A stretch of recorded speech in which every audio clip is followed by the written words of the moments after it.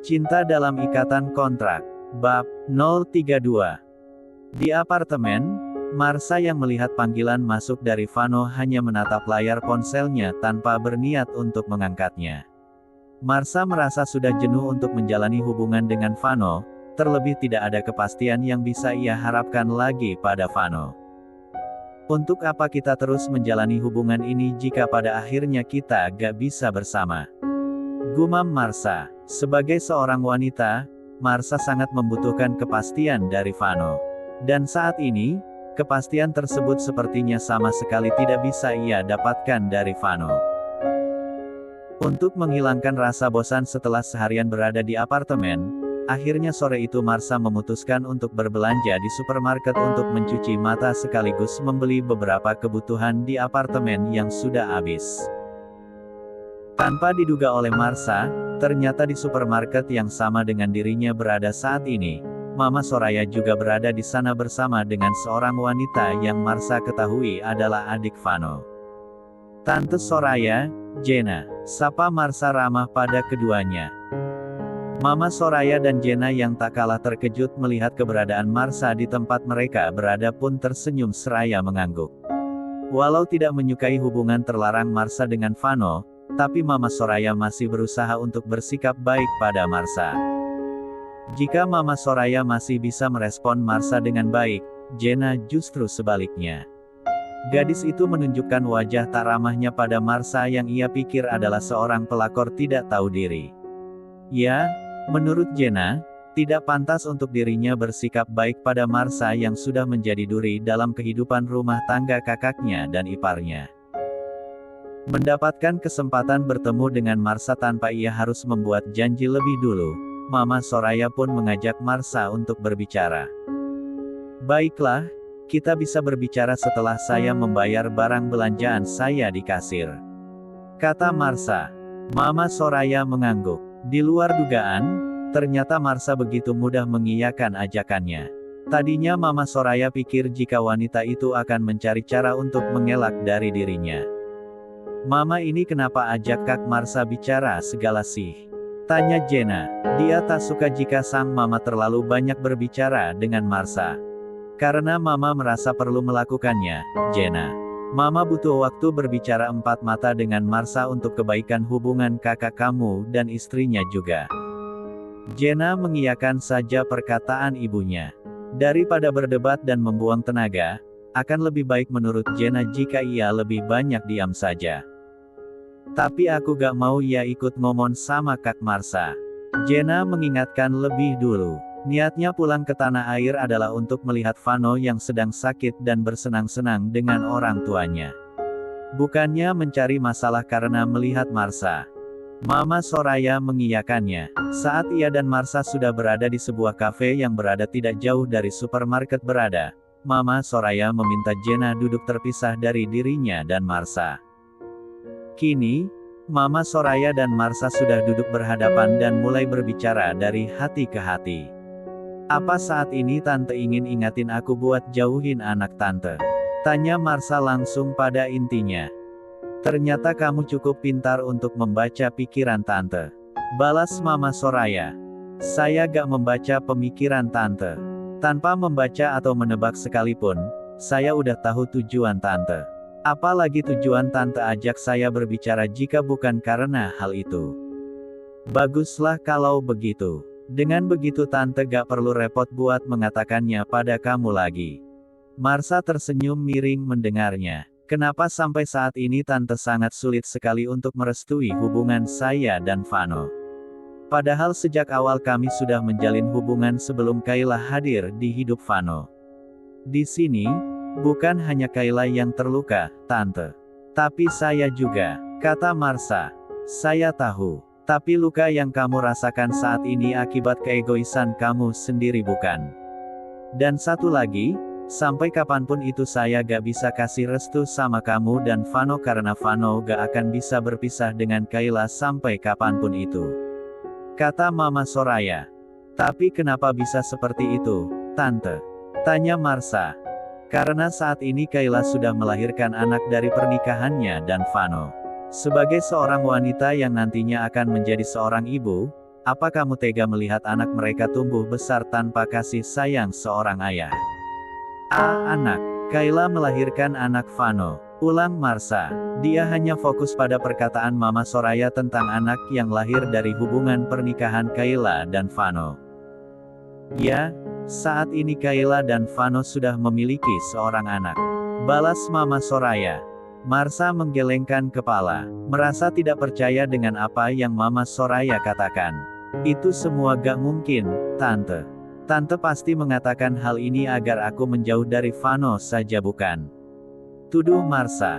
Tapi memang seperti itu kenyataannya, Marsha. Vano dan Kayla memang sudah memiliki seorang anak. Mungkin saat ini kamu tidak bisa percaya karena kamu gak pernah lihat Kayla mengandung saat kamu bertemu dengannya. Tapi asal kamu tahu saja, jangankan kamu, saya dan suami saya aja gak lihat Kayla sedang mengandung, tapi kami tahu pasti jika saat ini Kayla sudah melahirkan anak Vano. Marsha terkesiap mendengarnya. Kenapa ia merasa jika apa yang Mama Soraya katakan tadi terkesan cukup aneh? Tante jangan mencoba mengelabui saya. Saya ini bukan lagi anak-anak, Tante. Tegas Marsha. Dia berharap jika apa yang Mama Soraya katakan tadi tidaklah benar. Tapi nyatanya, Mama Soraya tidak berbohong dengan apa yang ia katakan. Untuk meyakinkan Marsha lebih lanjut, Mama Soraya memberikan pandangan pada Marsha tentang penyakit yang dialami oleh Vano beberapa waktu belakangan ini. Vano mengidap penyakit hamil simpatik. Hal itu terjadi karena kemarin Kayla sedang mengandung anak Vano dan baru menunjukkan pertandanya kehadirannya di saat dia hendak lahir ke dunia ini. Dan saat Vano masuk rumah sakit kemarin, itu terjadi karena Vano ikut merasakan kontraksi Kayla yang ingin melahirkan saat itu. Kata Mama Soraya. Marsha merasa bingung apakah ia harus percaya atau tidak dengan perkataan Mama Soraya. Tapi satu hal yang membuat Marsha sakit hati saat ini adalah, Vano menyentuh Kayla di saat mereka masih menjalin kasih dan Vano berkata tidak mencintai Kayla. Katanya kamu gak mencintai Kayla. Tapi kenapa kamu tetap menyentuhnya, Vano? Tanya Kayla dalam hati. Sungguh hati Marsha saat ini terasa sakit karena hanya membayangkannya saja. Karena kamu sudah tahu kebenarannya seperti apa saat ini, saya berharap kamu bisa belajar untuk melepaskan Vano. Percayalah Marsha, jika kamu mau belajar untuk melepaskan Vano, akan datang nantinya kebahagiaan yang tidak kamu sangka-sangka. Selain itu, kamu berhak bahagia tanpa merusak kebahagiaan orang lain. Marsha terdiam. Dia merasa enggan menjawab perkataan Mama Soraya. Walau terlihat cuek dan seakan tidak peduli dengan apa yang Mama Soraya katakan, tapi nyatanya Marsha terus memikirkan perkataan Mama Soraya di saat pertemuan mereka tadi. Saat sudah berada di apartemen, Marsha menimbang-nimbang keputusan apakah yang akan ia ambil untuk hubungannya dan Vano. Tante Soraya benar, kalau cinta itu gak selamanya bisa untuk dipaksakan. Kata Marsha dalam hati. Setelah cukup lama berpikir dan menimbang, akhirnya Marsha memutuskan untuk mengakhiri hubungannya dan Vano secara baik-baik. Agar rencananya tersebut bisa terwujud, Marsha pun mengajak Vano untuk bertemu di sebuah kafe yang menjadi saksi tempat awal mereka menjadi sepasang kekasih. Vano, di sini, di tempat kamu menyatakan cinta kepadaku saat itu, aku ingin mengatakan pada kamu jika hubungan yang sudah kita jalani selama ini harus berakhir saat ini juga. Bukannya karena tidak cinta sama kamu lagi. Tapi aku sadar jika hubungan yang kita jalani saat ini adalah sebuah kesalahan, maka dari itu aku ingin mengakhirinya secara baik-baik dengan kamu saat ini juga. Kata Marsha sambil menahan sesak di dalam dada. Vano tertegun mendengar barisan kalimat yang keluar dari mulut Marsha. Dia tidak menyangka jika Marsha akan meminta untuk mengakhiri hubungan mereka. Apa ini semua ada hubungannya dengan Kayla? Tanya Vano. Sebenarnya tanpa ia bertanya sekalipun pada Marsha, jawabannya sudah pasti, iya. Marsha tak langsung merespon pertanyaan Vano.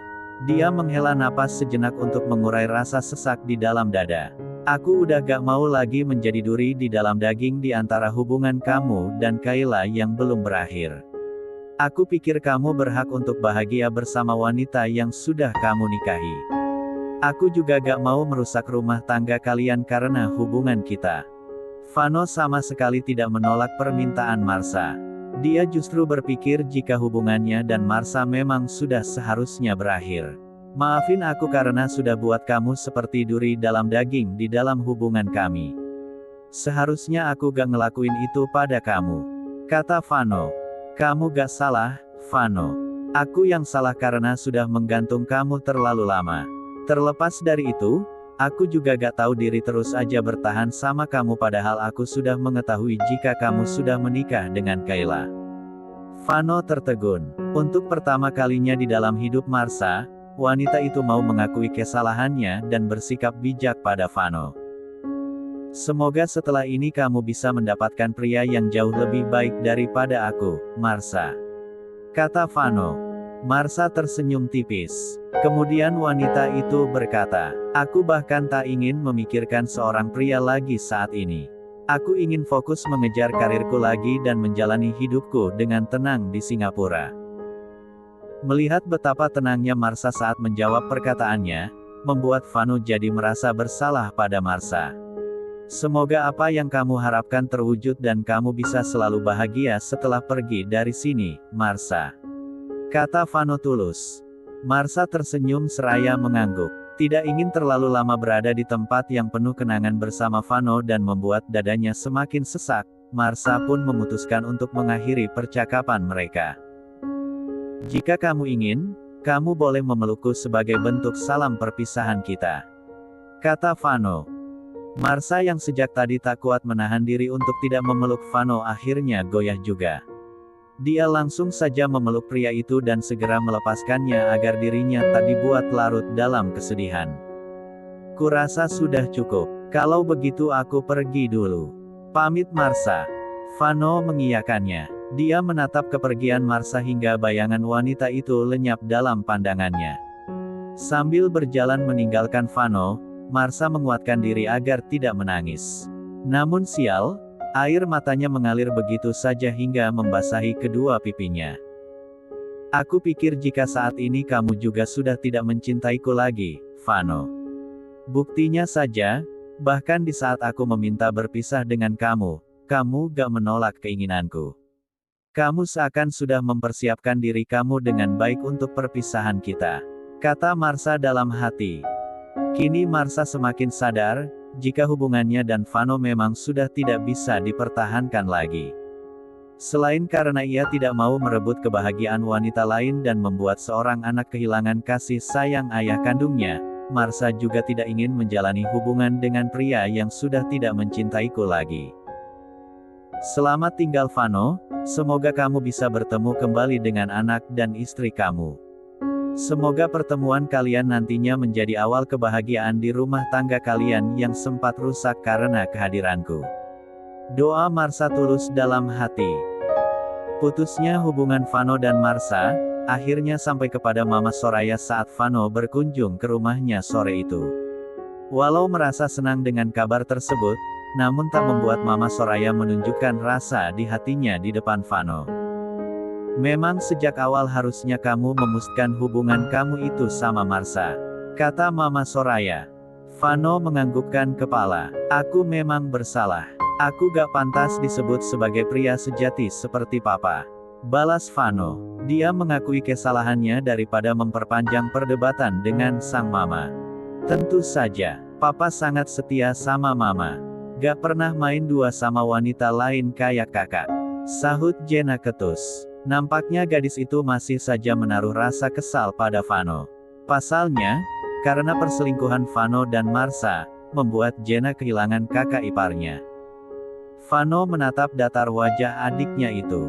Dia tak memberikan sanggahan atau pembelaan diri. Papa Arslan yang mendengar Jenna memuji dirinya pun merasa bangga. Dia sampai membusungkan dada untuk memperlihatkan kebanggaannya. Mama Soraya yang melihatnya menggelengkan kepala. Di dalam hati Mama Soraya berkata, sepertinya dia lupa dengan masa lalu kami saat kuliah dulu. Dia bahkan lebih kejam daripada Vano. Gimana tidak, dia merusak masa depanku karena salah pahamnya kepadaku. Papa Arslan yang masih tidak sadar diri dengan kesalahannya segera berucap pada Vano. Walau Papa tahu jika gak semudah itu kamu bisa benar lupain Marsha, tapi Papa harap kamu bisa segera melupakannya. Karena saat ini tugas kamu bukan hanya sekedar mengingat Marsha, tapi mencari keberadaan Kayla. Tegas Papa Arslan. Papa tahu betul jika aku selalu mencoba mencari keberadaannya. Tapi sampai sekarang, orang suruhanku satu pun gak ada yang bisa menemukan keberadaannya. Kamu jangan terlalu mudah menyerah gitu aja dong Vano. Kamu bisa mengerahkan lebih banyak orang untuk menemukan Kayla. Vano mengiyakan saja perkataan papanya daripada memperpanjang perkara. Aku akan melakukannya. Berikan aku waktu untuk itu. Papa Arslan tak memberikan jawaban. Namun dia mengiyakannya lewat sorot matanya pada Vano. Karena Vano sudah mengakui kesalahannya dan mengakhiri hubungannya dengan Marsha, akhirnya hubungan Mama Soraya dan Vano berangsur membaik seperti sedia kala. Walaupun demikian, tapi Mama Soraya tidak mau memberitahukan dugaannya lebih dulu pada Vano jika Kayla sepertinya sudah melahirkan anak Vano saat ini. Kenapa kamu gak kasih tahu aja sama dia? Biar dia tahu dan mau lebih berjuang mencari keberadaan Kayla. Kata Papa Arslan. Menurut Papa Arslan, memberitahukan Vano tentang hal itu adalah solusi terbaik untuk Vano saat ini.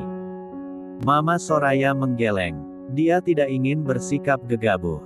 Aku gak bisa ngelakuin itu, Pah. Karena bisa saja dugaan kita salah. Aku gak mau buat Vano kecewa karena harapannya sendiri nantinya. Papa Arslan menghela napas dalam. Sebenarnya apa yang dikatakan Mama Soraya benar juga. Ia dan Mama Soraya tidak bisa memastikan hal tersebut. Apalagi mereka belum menemukan bukti jika Kayla sedang hamil saat meninggalkan Vano.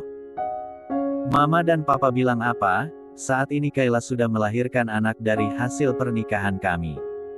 Tanpa diduga oleh Mama Soraya dan Papa Arslan, ternyata Vano yang baru saja tiba di kediaman mereka dan sedang menghampiri mereka ke taman samping rumah mendengarkan percakapan mereka baru saja.